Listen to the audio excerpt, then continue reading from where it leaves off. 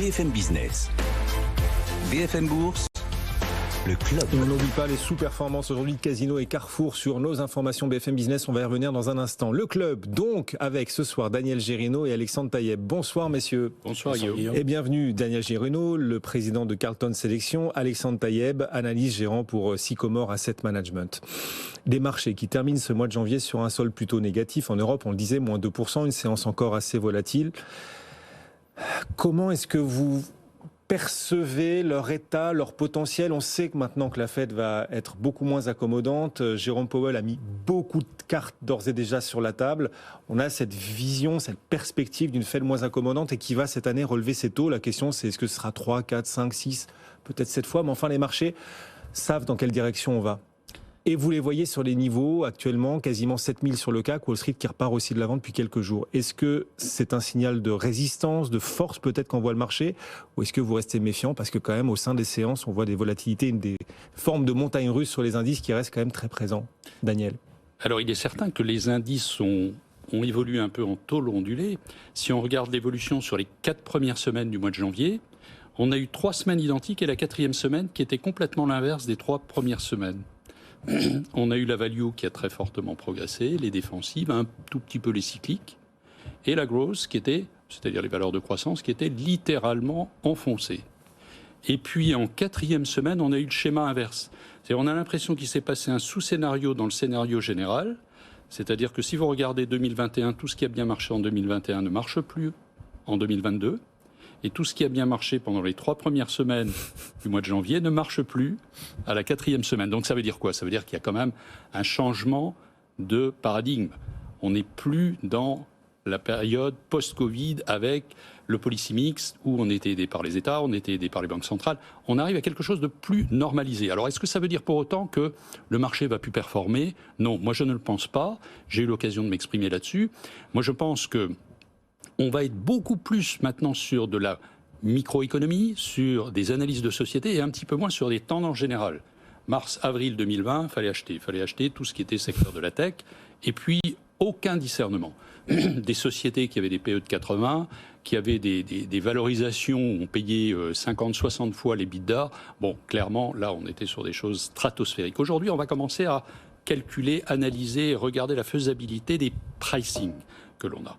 Alors la vraie question, ça va être, est-ce que la Banque centrale américaine va attaquer de façon très très forte le marché en remontant pas mal de hausses de taux ou pas?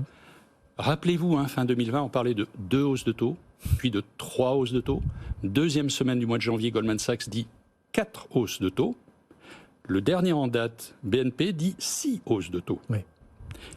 Certains attendent même une hausse de taux à chaque réunion de politique monétaire, ce qui porterait le nombre à 7 éventuellement pour cette année 2022. Bon, moi je pense qu'il ne faut pas exagérer, et je vais vous dire pourquoi. Parce que je pense que la croissance américaine va être plus faible que la croissance européenne. On va avoir 3,1% de croissance, alors qu'en Europe, on sera plutôt en moyenne, sur des niveaux de 4. Donc ça veut dire que quand même, il va y avoir d'abord une pression fiscale plus forte aux États-Unis. On a des salaires réels, je ne parle pas des nominaux, mais réels, qui baissent avec l'inflation américaine. Vous avez en plus l'effet richesse qui chute, parce qu'il faut savoir que le S&P a quand même baissé de 7% depuis le début de l'année, le Nasdaq de 12-13. Donc c'est un effet richesse énorme qui disparaît, plus la perspective de hausse de taux avec un pays qui est endetté à 270% de son PIB entre le public et le privé. Donc ça veut dire qu'il y a quand même un certain nombre de difficultés à surmonter, ce qui nous fait penser chez Carlton que aujourd'hui la Fed annonce qu'elle a une position dure, mais elle va être obligée de la moduler dans le temps. Moi, je pense qu'ils vont augmenter de 50 centimes au mois de mars. Dès le mois de mars. 50 centimes d'un coup dès le mois de mars. Pour marquer clairement le coup. Moi, c'est notre sentiment. Oui. Puis, 25 centimes, et après, on verra. Parce que le pic de l'inflation que nous avons aujourd'hui provient en grande partie de l'énergie, et on pourra en parler tout à l'heure. Il faut savoir quand même que cette énergie, elle est sur un trend qui est haussier, l'énergie ne baissera pas, mais la plupart des matières premières étaient sur des pics au mois d'avril et au mois d'octobre. Donc l'effet base va jouer, la croissance économique mondiale ralentit, le FMI l'a revu encore de 0,5 points à la baisse, donc tout ça va calmer les choses, et notamment sur les chaînes de production, puisqu'on voit quand même que progressivement, même au niveau des semi-conducteurs, ça commence à se débloquer. Bon, ça sera complètement débloqué en 2023, mais pendant toute cette période, on va avoir une forme de décélération des pressions et des goulets d'étranglement qui vont sans doute modifier la perspective que l'on aura de l'inflation. La Banque centrale européenne et surtout la Banque centrale américaine a peut-être tardé trop sur son inflation temporaire qui finalement se révèle être plus longue, mais par contre, là aujourd'hui, j'ai l'impression qu'elle tire un peu fort. Oui, elle tire fort pour peut-être avoir... Voilà, et elle fait en sorte peut-être, en communiquant très très fort sur un durcissement à venir, fait en sorte que le marché agisse, price des choses, et qu'elle ait elle-même moins à agir derrière. Est-ce que c'est comme ça que vous voyez aussi les choses pour la suite de cette année 2022, Alexandre? Et donc peut-être des bonnes surprises à venir du côté des banquiers centraux, à savoir un discours très fort en début d'année pour peut-être un peu moins agir au deuxième semestre ou par la suite? Alors déjà, si on regarde le passé, il y a eu une erreur de politique monétaire quand même assez forte, qui est d'avoir regardé l'inflation across the cycle, comme ils disent, donc en moyenne autour du cycle et pas spot. Donc on a laissé l'inflation s'envoler volontairement dans un contexte de reprise pour ensuite être complètement derrière la courbe et essayer de rattraper ça. Donc on le rattrape dans un premier temps avec le discours, mais derrière, alors effectivement c'est un peu la grande tendance de marché de faire des conjectures sur ce que va faire la Banque centrale, mais on ne sait ni quand, ni comment, ni combien. Il a dit qu'il allait resserrer sa politique monétaire. Effectivement, les 7 hausses de taux, donc les derniers à avoir fait une prévision sur cette hausse de taux, c'est Bank of America. Il y a différents moyens de faire 7 hausses de taux. On peut faire 4 hausses de taux, réduire son bilan de 2 trilliards, vous avez vos 7 hausses de taux. Donc, il y a différentes méthodes, il y a différents moyens, il y a différents moments. Donc, le marché n'est pas encore à l'abri de ces surprises. Effectivement, je vous rejoins tout à fait quand vous dites qu'il s'agit aujourd'hui de stock picking. Je pense qu'il faut être quand même bien sérieux sur ses convictions et sur son stock picking, justement pour pas trop avoir le bruit de marché. Ce marché qui est quand même toujours très dirigé par la macro et par les banques centrales. Quand on a eu les 3 premières semaines de janvier, c'est le marché obligataire qui reprice les hausses de taux de la Fed. Et fin janvier, on price 5 hausses de taux, le marché se dit c'est bon, et donc effectivement la croissance repart sur la dernière semaine de janvier. Donc on est encore très très lié aux banques centrales d'une part, et à la géopolitique d'autre part aussi, qui reste un phénomène macro. Donc on a comme ça des tendances, et ce qui fait aujourd'hui qu'il n'y a pas de tendance et que le marché navigue un peu à vue, c'est que les banques centrales naviguent à vue. Et je pense que même la Fed ne sait pas ce qu'elle va faire. Donc effectivement, on peut faire des hypothèses. Les 50 points de base, ça peut être une possibilité, tout à fait. Dès le mois de mars, pour gagner du temps aussi, parce que tout à l'heure, c'est Grégory Volokin qui nous le disait, la Fed aussi pourrait vouloir agir vite dans la mesure où on a des élections de mi-terme, au cœur desquelles le pouvoir d'achat va être un vrai sujet, et donc essayer de lutter le plus tôt possible contre l'inflation, avant les mi-termes qui risquent, peut-être de mettre en difficulté l'administration Biden. La Fed est indépendante, mais il y a quand même cette question de pouvoir d'achat qui se pose avec une certaine urgence dans le contexte politique aux États-Unis. Après, il y a un scénario que j'aime pas trop, entre guillemets, parce qu'il est quand même très négatif, mais c'est que la Fed, aujourd'hui, elle ne peut agir sur l'inflation que sur l'inflation qui est liée à la demande. Il y a quand même une partie de l'inflation, on l'a mentionné, l'énergie notamment, qui est très très forte et contre laquelle la Fed ne peut rien faire. À partir de ce moment-là, la seule solution, et c'est le scénario le plus négatif, la seule solution pour faire baisser le prix des matières premières et les prix de l'énergie, c'est aujourd'hui de replonger l'économie américaine en récession technique. Est-ce qu'elle va faire ça ? Lui mettre la tête dans l'eau froide. Mais cette hausse de taux, aujourd'hui vous inversez votre courbe des taux, c'est un indicateur avancé de récession à venir. Donc c'est aussi une possibilité. C'est pas celle que je privilégie, mais c'est une possibilité. Attention à l'effet ciseau, parce qu'on est quand même sur une phase de ralentissement à venir de l'économie. On a eu un chiffre économique d'ailleurs du 4e trimestre en zone euro assez nettement inférieur aux attentes. Et c'est dans ce contexte que les banquiers centraux, en tout cas la Fed et un certain nombre d'autres banques centrales, resserrent le politique. Est-ce qu'il va falloir craindre cette année un effet ciseau entre le ralentissement de la croissance à venir, sans doute on verra le ralentissement de l'inflation, puis des taux qui montent. Est-ce que les taux réels, d'ailleurs, vont rester longtemps négatifs ? Il faut qu'ils restent négatifs, les taux réels. Malheureusement, on n'a pas le choix. En revanche, il y a quand même un petit souci. Ça va être compliqué. Je rejoins Alexandre sur la visibilité des banques centrales. Je pense que ça ne doit pas être facile pour elles, parce qu'il y a tellement de paramètres qui interviennent. Vous savez, en économie, tout est circulaire. Vous touchez sur quelque chose, ça impacte autre chose et autre chose. Là, on est vraiment dans ce circuit-là. Remonter les taux d'intérêt, si vous avez 4 hausses de taux à 0,25, 1%. Les Fed Funds passent à 1%. Ça veut dire que sur le stock de dette, ça a été pricé. C'est 4% du budget fédéral mangé juste en intérêt. Vous vous rendez compte, 4% du budget fédéral américain. Donc il ne peut pas aller très très loin non plus, parce que ce qu'il faut, c'est pour ça que je pense qu'il va marteler une première fois en mettant 0,5 de hausse pour dire attention, je contrôle les choses, tout est under control, mais par contre, continuer durablement cette politique, ça risque de faire quoi? Ça va faire évidemment baisser les actions. Ça va provoquer un effet richesse. Si ça fait baisser les actions, l'effet richesse baissant, le crédit va baisser, la consommation va baisser. Vous avez vu que le taux d'épargne des ménages est redescendu en dessous de 7%. La consommation n'est pas très très bonne. Non. Les dépenses personnelles repartent à la baisse aux États-Unis. Oui, la confiance des ménages baisse, ce qui n'est pas bon. Donc, envoyer un tel signal, et là, il y a un effet de ciseau, c'est que théoriquement, la Banque centrale doit renormaliser sa politique monétaire, mais d'un autre côté, elle le fait, à mon avis, trop tardivement. Elle aurait dû le faire avant, prendre en considération cette inflation qui était quand même très très forte. Et là, on a l'impression qu'elle dégaine au moment où elle sort le tuyau d'arrosage, au moment où il n'y a plus de feu. Oui, bon. Où la cible est trop loin. Elle dégaine au moment où la cible s'est un peu éloignée. Enfin, voilà, elle court après le vent aussi, diront certains. Alors, c'est pas facile non plus. Je veux pas les on peut pas les incriminer parce que c'est quand même tout est très très très compliqué. Mais quand même, là, la situation va être beaucoup plus délicate pour la Fed. La BCE a plutôt agi calmement. Alors on verra, parce qu'effectivement, l'inflation en Allemagne, je pense qu'elle ne restera pas sur ces niveaux-là. On s'attendait, 5% d'inflation en Allemagne. Ouais, on a 5,1% sur un an d'inflation. Oui. Un peu supérieur aux attentes. Ouais. Oui, c'est sûr. Il y a eu pas mal d'attentes à 5. Pas mal d'opérateurs disaient on sera à 5 en Allemagne. Normal. Matières premières, un gros constructeur, dépendant aussi du dollar, parce que toutes les importations de matières premières se font en dollars et le dollar n'a pas arrêté de monter. On est sur des niveaux de 1,11.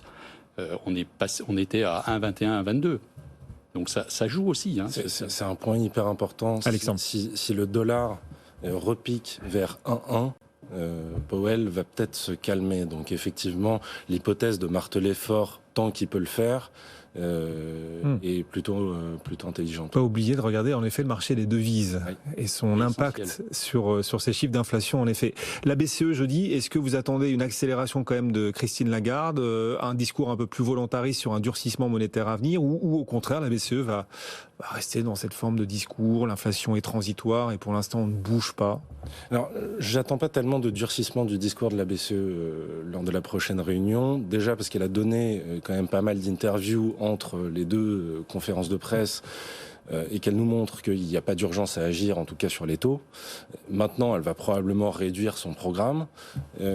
Si on prend un peu de recul par rapport à la Fed, la BCE est quand même dans une situation un peu plus confortable. Parce qu'on n'est pas encore en zone euro, dans une pression salariale qui fait qu'on est dans un effet circulaire de hausse des salaires, hausse des prix, etc. Donc elle n'est pas encore prise dans ce tourbillon. Ça va peut-être venir, il y a une hausse du SMIC de 25% qui est prévue en Allemagne. Bruno Le Maire l'avait dit il y a quelques mois, alors peut-être qu'En Marche était déjà en campagne, mais il disait tout a monté sauf les salaires. Donc on sent bien que c'est un problème aujourd'hui politique et qu'il faut faire monter les salaires. Donc peut-être qu'elle va arriver dans cette spirale-là. Mais elle a moins d'urgence à agir que la Fed, et deux, si jamais elle voulait agir, elle a une situation qui est plus confortable dans le sens où on a des plans de relance budgétaires aujourd'hui en zone euro qui sont prévus et qui peuvent prendre une partie du relais de la politique monétaire. Je pense au plan notamment Next Generation qui a été voté, qui est en cours, alors que le plan Build Back Better aux États-Unis, c'est beaucoup plus compliqué. Oui. Donc là, on a une vraie différence entre les deux. C'est clair que ça va jouer. Ce plan, en plus, est formidable, parce qu'on se projette dans l'avenir. Aux États-Unis, ils ont plutôt une vision de remettre des infrastructures en état de marche. Je rappelle qu'il y a plein de tuyaux qui transportent de l'eau qui sont en bois, qui sont de véritables passoires. On n'est pas du tout dans les infrastructures. On est d'accord, mais pour relancer l'investissement dans le futur, ils n'ont pas besoin d'un grand plan d'investissement. Ce sont leurs sociétés privées qui le font, leurs GAFAM. Voilà, on n'a pas tout ça. Malheureusement, on est en retard. Donc, on lance un grand plan comme ça à l'échelle européenne, qui est un plan politique, mais qui est très bien pour au niveau booster les investissements internes. Mais les Américains n'ont pas besoin. Ils ont des sociétés privées tellement géniales là-dessus, avec énormément de R&D, que les choses se font, même s'il n'y a pas de grand plan en la matière. Oui, sur la partie techno. Ça, absolument d'accord. Ouais. Sur les infrastructures, on est quand même dans... Oui, bien sûr. Où l'État a failli quand même depuis des années. Complètement. Donc on n'est pas du tout dans la même situation. Moi, je pense que ce qui va être... Il y a quand même un signal qui a été donné par la Fed. La Fed a dit, au niveau du rachat, de la réduction de la taille de son bilan, qui est le point essentiel, plus que les hausses de taux, parce que si vous réduisez fortement votre bilan, ça veut dire que vous redonnez tout le papier dans le marché, et si vous redonnez le papier dans le marché, c'est une remontée des taux, là, mécanique. La Fed a dit, nous donnerons du papier, nous ne revendrons pas de papier, on attendra simplement l'échéance des papiers, on ne renouvellera pas. Ça, c'est un signal. Ça veut dire qu'ils ne sont pas prêts non plus à donner des coups de butoir dans le système monétaire. Et je pense que la BCE, Christine Lagarde sera peut-être quand même obligée dans sa communication de dire on surveille l'inflation, puisque la Fed étant assez loquace sur le sujet, elle ne peut pas ne pas le dire. Mais elle ne fera rien parce que, comme le disait justement Alexandre, on a des plans de relance et on n'est pas du tout dans la même situation économique. On a un cycle qui a 2 trimestres de retard par rapport aux États-Unis, donc il n'y a pas lieu de s'exciter sur les taux d'intérêt. Et certains se disent que la BCE va d'autant plus attendre que le pacte de stabilité doit être renégocié en Europe d'ici 2023 et qu'elle sortira peut-être du bois une fois qu'on y verra plus clair sur ce nouveau pacte de stabilité. Voilà, c'est peut-être une échéance politique dont la BCE doit quand même tenir compte. Base. Exactement. Jeudi, donc, prochaine réunion de la Banque Centrale Européenne, ce sera la première de l'ère post-Jens Weidmann. Eh oui, Jens Weidmann qui s'en est allé remplacer. Ce sera intéressant de voir comment son successeur agit au cœur de cette première réunion de l'ère post Jens Weidmann. Ce sera à suivre jeudi la réunion de la BCE, une émission spéciale bien sûr comme à chaque fois sur BFM Business. Messieurs, on se retrouve dans un instant, il est 17h19, on va continuer de parler des marchés, de leur potentiel. Le CAC 40 en ce début de semaine gagne 0,4%, le Nasdaq surtout gagne 2% après déjà une formidable séance vendredi dernier. Ça continue, les GAFAM vont d'ailleurs publier en nombre cette semaine. On va revenir sur les publications attendues des entreprises, les prix de l'énergie aussi qui continuent de monter le potentiel des différents marchés juste après la pause dans moins de 2 minutes. À tout de suite. BFM Business, BFM Bourse, le club. La suite de club jusqu'à la clôture des marchés dans 14 minutes. Le CAC 40 toujours en hausse pour cette dernière séance du mois de janvier, plus 0,38%. Ça n'empêche pas notre CAC d'être négatif depuis le début du mois de quasiment 2%. Le CAC actuellement presque à 7000 points et les marchés américains plutôt dans le vert, notamment le Nasdaq. On en parle avec ce soir Daniel Gérino, le président de Carlton Sélection, et Alexandre Taïeb, gérant analyste pour Sycomore Asset Management. Un mot quand même, côté valeur des gagnants du jour à Paris, ce sont les techs qui progressent le plus. Dassault Systèmes gagne 2,9%. ST Microelectronics gagne 2,9% aussi. Et puis on suivra cette semaine aux États-Unis encore des GAFAM qui vont publier. On est toujours sur ce moment de vérité pour les GAFAM. On sait que les GAFAM, les valeurs de croissance, risquent d'être les premières victimes d'une remontée des taux obligataires, sauf si leurs fondamentaux sont à la hauteur. Et là, on est dans ce moment, l'heure de vérité, ce moment où les GAFAM se mettent à nu face au marché pour montrer justement ce qu'ils ont dans le ventre, leurs fondamentaux. On a eu plutôt des bonnes surprises de la part de Microsoft et Apple la semaine dernière. Cette semaine, les autres GAFAM vont publier. Est-ce qu'on peut être rassuré par ce qui a été annoncé et optimiste pour la suite, même si les taux sont amenés à progresser? Est-ce qu'on peut être optimiste pour ces valeurs de la tech et de la croissance? Je crois que c'est ce qu'on disait tout à l'heure. Daniel. C'est du stock picking. Il faut sélectionner les valeurs de l'une à l'autre. On n'est plus dans la période 2020 où on pouvait tout acheter puisque tout était aspiré par un mouvement ascensionnel. Là, il faut vraiment sélectionner. Ce qu'on voit quand même aujourd'hui, c'est que 93% des sociétés qui ont publié leurs résultats sur le S&P 500, qui sont dans la tech, uniquement dans la tech, ont été au-dessus des estimés. Donc c'est quand même un signe, alors que sur le S&P 500, il n'y a que 77% des sociétés, Ah oui. déjà extraordinaire, 77% des sociétés qui sont au-dessus des attentes. Et les attentes montent régulièrement. Ceci étant, on est quand même sur des niveaux de 25% de progression des earnings. On attend 7 pour le trimestre prochain, puis 5, et après 11, on va être sur une moyenne de 8. Et sur les valeurs de technologie, il faut regarder quelle est la croissance des résultats de ces sociétés, parce que la payer cher, si elle a une forte croissance, c'est pas si cher. En revanche, le concept qui consiste à dire attention, les GAFAM, quand les taux montent, c'est pas bon pour elles parce qu'elles sont endettées. Alors moi, j'y souscris pas, parce qu'il y a énormément de GAFAM qui sont vraiment pleines de cash, pour lesquels c'est au contraire des opportunités, et notamment quand les marchés baissent un peu, pour faire des rachats. Il y a beaucoup de valeurs tech endettées, c'est pas le cas des GAFAM, par exemple. Alors, il y a valeur tech et valeur tech. Oui, c'est ça. Il y a celles qui ne font pas de bénéfices, et voilà. puis celles qui font des bénéfices absolument astronomiques. Exactement. Et alors, ce qui est assez surprenant, c'est qu'il y a eu un sous-secteur de la tech qui avait très très très bien performé, c'est tout ce qui était lié aux plateformes, aux infrastructures et à la cybersécurité, qui, depuis 6 mois, contre-performe de façon mais colossale. Il y aura des belles affaires à refaire, Mais aujourd'hui, clairement, quand je regarde les ratios, elles sont encore beaucoup trop chères par rapport à leur business model. Donc, encore une fois, là, je pense que quand la situation n'est plus une situation où on aspire n'importe quelle valeur vers le haut, on commence à faire de la discrimination sur les valeurs, à bien les analyser, eh bien, il y aura des très forts gagnants et des très forts perdants, et on le voit déjà aujourd'hui. Vous insistez beaucoup sur le stock picking. Il y a des valeurs comme ça que vous pouvez citer qui vous attirent au cours actuel, ou on est un peu tôt dans l'année encore pour véritablement se mouiller et se mettre à nu, en l'occurrence, face aux auditeurs et téléspectateurs? Moi, il y a une valeur qu'on a regardée. Alors, c'est toujours un peu délicat pour différentes raisons de citer des valeurs, mais ce qu'on a bien aimé, alors qui est de la semi-tech, c'est des valeurs comme Visa ou Mastercard qui créent des cartes de paiement virtuelles. Donc on est vraiment dans la tech, et regardez les évolutions toutes récentes de ces sociétés, et c'est là où on commence à voir les choses un peu différemment. C'est-à-dire qu'il y avait les valeurs tech classiques, que l'on connaît bien, et on s'aperçoit aujourd'hui que des valeurs traditionnelles deviennent des valeurs tech. Prenez par exemple le secteur automobile, qui est en train de complètement faire sa mue, devenir de véritables des productions de haute technologie. On les voit différemment. D'ailleurs, un des meilleurs performeurs sur le CAC, c'est Renault. On ne l'aurait pas dit il y a 1 an ou 2, alors que ça a été assez catastrophique en 2020-2021. Le secteur automobile est mais truffé de technologie, et le sera de plus en plus. Bien sûr, on voit Walmart aussi qui peu à peu, voilà, et Carrefour qui nous annonce aujourd'hui un investissement dans le métavers avec The Sandbox.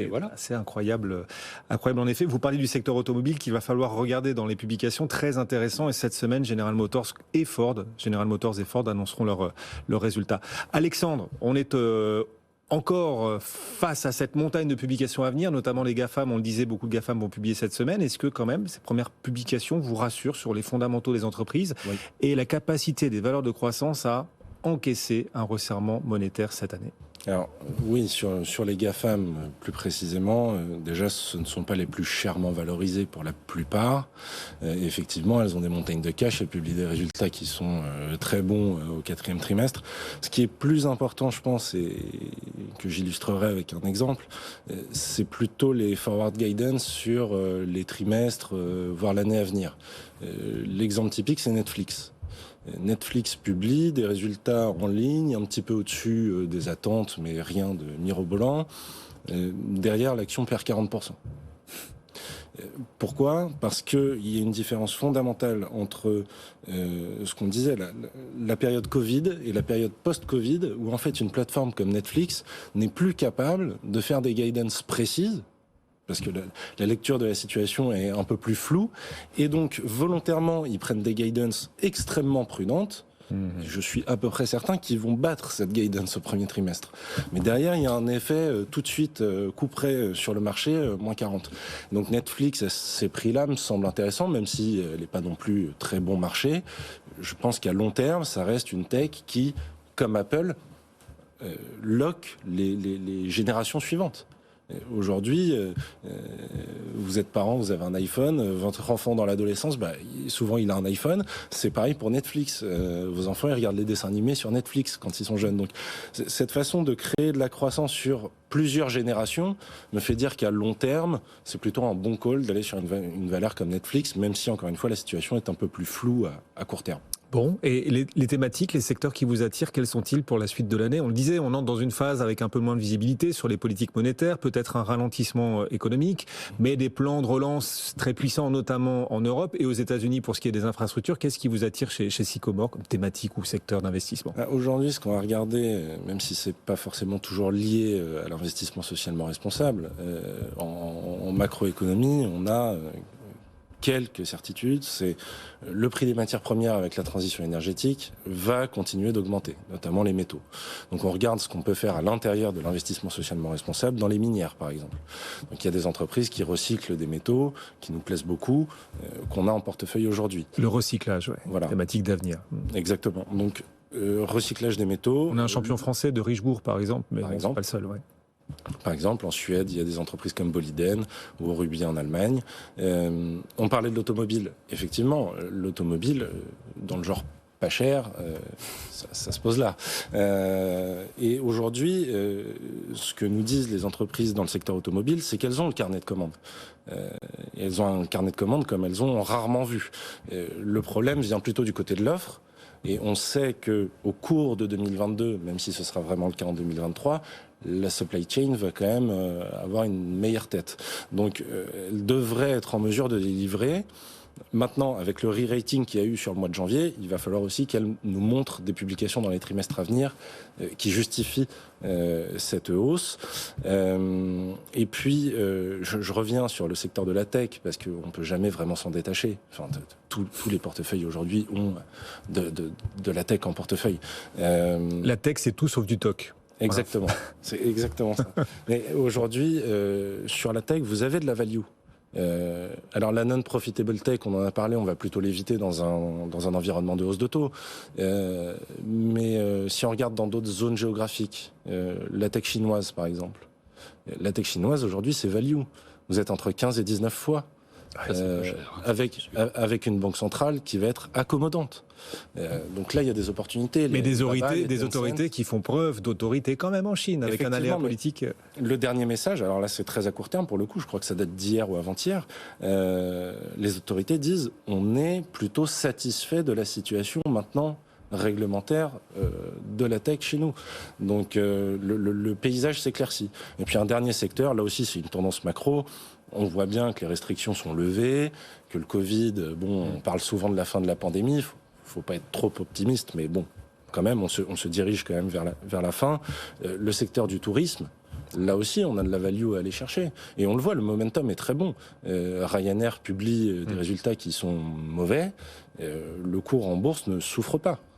Donc voilà, c'est typiquement le genre de secteur qui nous intéresse aujourd'hui. Titre Ryanair qui recule un peu, mais rien de méchant, c'est vrai, moins 1% en ce moment Ryanair.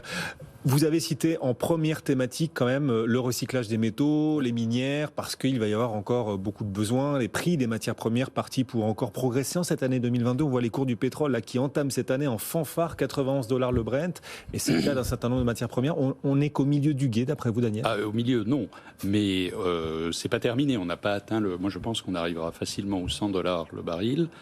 Maintenant, quand vous regardez bien, le baril, le pétrole, c'est vraiment la matière première énergétique qui a le moins progressé en 2021 et qui progresse le moins en 2022. Qu'est-ce qui progresse le plus ? C'est le gaz naturel. Le gaz naturel, l'année dernière, a fait plus de 250%. Et la semaine dernière, le gaz naturel américain, le JNL, lui, il a carrément fait 40% de hausse dans la semaine. Aujourd'hui, il se stabilise à 25%, c'est extrêmement volatile. Depuis le début de l'année, 25% de hausse sur le gaz naturel européen, 25% de hausse sur le gaz naturel américain. Et puis après, le pétrole, on est à 15, 16, 17% de hausse depuis le début de l'année. Mais il y a un besoin. Et sur le gaz naturel, c'est pas terminé. Pourquoi ? Parce que les stocks sont bas. L'hiver, la semaine dernière, on a eu des tempêtes de froid comme rarement on en a eu. En Amérique du Nord, notamment, sur les réserves de gaz. En Europe centrale aussi. Ouais. Voilà, tout à fait. Et puis, les Américains sont en train de préparer l'acheminement de gaz pour l'Europe en cas de dégradation sur l'Ukraine. Parce que nous aurons besoin de gaz et ils vont vouloir nous aider dans le cadre de l'OTAN. Donc il y a une partie du gaz qui est accaparée. Ce qui fait que ça, et c'est la semaine dernière où on a eu un pic d'une 20% dans la journée. Donc c'est quelque chose de central. Après, sur les autres matières premières, sur les métaux, en dehors des ions, c'est-à-dire palladium, platinium et silicium. Lithium peut-être Alors ça, je ne sais pas. Il n'y a pas eu de hausse spectaculaire. On est à 4-5% de hausse. L'année dernière, le rond de fer a fait 3-4% de hausse, pas plus. Et pourquoi ? Ça, c'est encore le secteur automobile.